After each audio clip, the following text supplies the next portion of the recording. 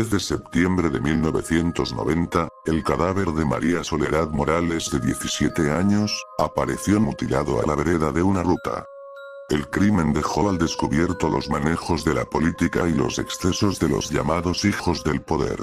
La conmoción del suceso fue tal que motivó la intervención federal de la provincia y marcó el fin del clan Saadi en el gobierno.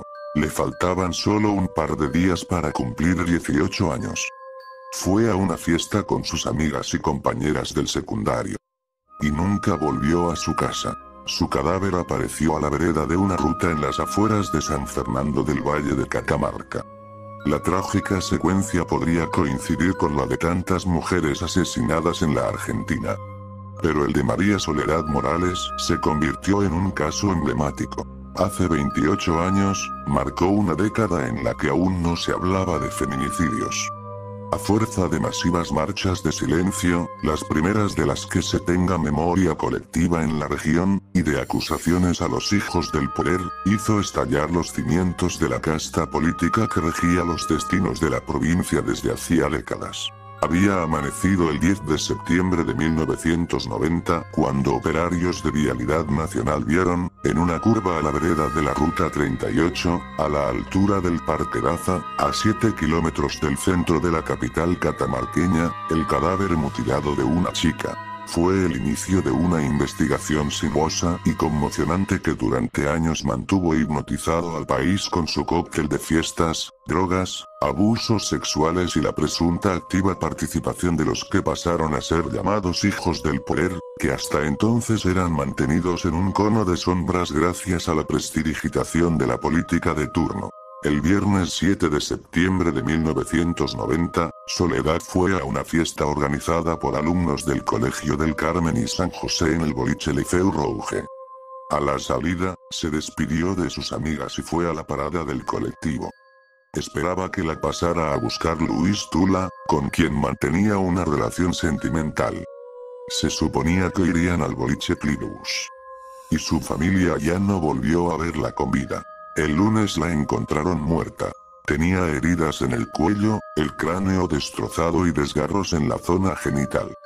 Le faltaba buena parte del cuero cabelludo y las pocas prendas que conservaba estaban rotas. El caso no tardó en convertirse en un escándalo. Mientras la familia de la chica reclamaba justicia, la policía pedía a los padres que tuvieran más control sobre sus hijos. El mundo político local no tardó en quedar involucrado. Aunque el primer sospechoso fue Luis Tula, la luz de la investigación alcanzó a Guillermo Luque, hijo del entonces diputado nacional peronista Ángel Luque. Ante los señalamientos, Luque intentó probar que no había estado en la provincia el fin de semana del crimen, sino en Buenos Aires, donde estudiaba. La conmoción era tal, casi tan grande como la desconfianza en la policía y la justicia catamarqueñas para ocuparse imparcialmente del caso, que la nación mandó al subcomisario bonaerense Luis Patti, un duro de la época, caído luego en desgracia por delitos de lesa humanidad durante la última dictadura, para hacerse cargo de la investigación. La justicia pidió la captura de Luque. Y el hijo del diputado dio entrevistas para la televisión desde la clandestinidad.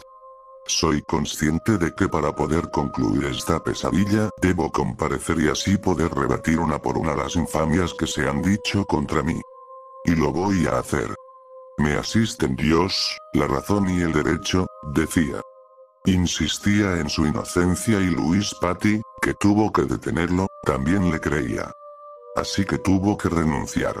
La muerte de María Soledad expuso como nunca antes la prepotencia de la impunidad del poder, que era tal que el diputado Ángel Luque se animó a decir: si mi hijo hubiera matado a esa pobre criatura, yo le juro que ese cadáver no aparece nunca más. 12 días después de eso, fue expulsado de la Cámara Baja por el voto de sus pares. Los reclamos por el esclarecimiento del crimen se convirtieron en las marchas del silencio, encabezadas por Ada y Elías Morales, los padres de la víctima, y la monja Marta Pelloni. Pelloni, rectora del colegio al que asistía María Soledad, se puso al frente del reclamo. Incluso llegó a acusar al entonces ministro del Interior, José Mera Figueroa, de entorpecer las investigaciones. A pesar del esfuerzo de la familia por mantener las marchas en un tono pacífico, comenzaron los disturbios. En ese contexto, el presidente Carlos Menem dispuso la intervención de Catamarca, destituyó al gobernador Ramón Saay y designó a Luis Prol. Luque estuvo preso casi 2 años, hasta que, en 1993, fue sobreseído y quedó en libertad. Después de idas y venidas, recusaciones y renuncias, en 1996 se constituyó el tribunal que los enjuiciaría a él como presunto autor del crimen y a Luis Tula como eventual partícipe necesario, supuesto entregador de la chica a los llamados hijos del poder.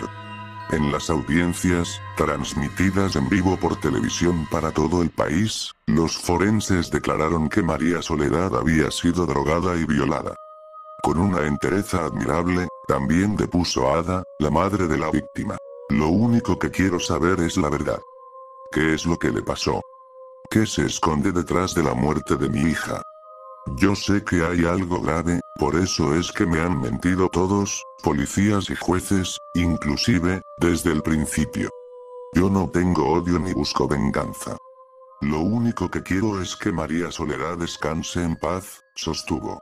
Pero el juicio, también, se convirtió casi en una farsa, con careos y retrucos que, más que aclarar los sucesos, los oscurecían y abrían una grieta entre los catamarqueños que tardaría años en sanar. Después de un mes, en medio de las críticas y el escándalo desatado, el juez Alejandro Ortiz Iramaín, que presidía el tribunal, renunció.